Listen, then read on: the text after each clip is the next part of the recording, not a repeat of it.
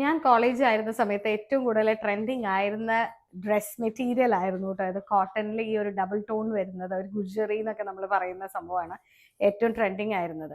അപ്പോൾ ഞാൻ പറയില്ലേ, ഫാഷൻ റൊട്ടേറ്റ്സ് ആൻഡ് കമോൺ, വീണ്ടും വീണ്ടും കറങ്ങി വരും എന്ന് പറയുന്നതാണ്. എനിക്ക് അതാണ് പെട്ടെന്ന് എൻ്റെ കോളേജ് ഡേയ്സ് ആണ് ഓർമ്മ വന്നത്. 3 ലവ്ലി കളേഴ്സ് ആട്ടോ കോമ്പിനേഷൻസ് വന്നിരിക്കുന്നത്. റെഡ് ആൻഡ് ബ്ലാക്ക്, ഒരു ചെങ്കല്ല് അല്ലെങ്കിൽ ബ്രിക്ക് റെഡ് ടു മെറൂൺ, നല്ലൊരു ഗ്രീൻ ടു ബ്രൗൺ, ബ്രൗണിഷ് ചെങ്കല്ലിന്റെ ആ ഷെയ്ഡ് തന്നെയാട്ടോ. എനിക്ക് ഈ കളർ കോമ്പിനേഷൻ ആണ് ഭയങ്കര ഇഷ്ടമായത്.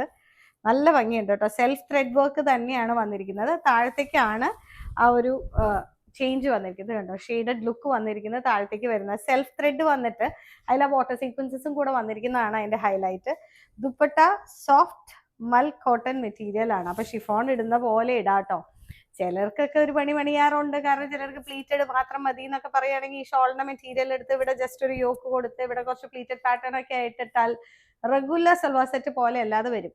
ഈ ടെക്നിക്സ് ഒക്കെ ഞാൻ പറഞ്ഞു തരുന്നത് ഓക്കെ, തെരേസയിലേക്ക് തന്നെ വരണം, അല്ലെങ്കിൽ വെബ്സൈറ്റ് ത്രൂ പർച്ചേസ് ചെയ്യണം. റേഞ്ച് വരുന്നത് 1025.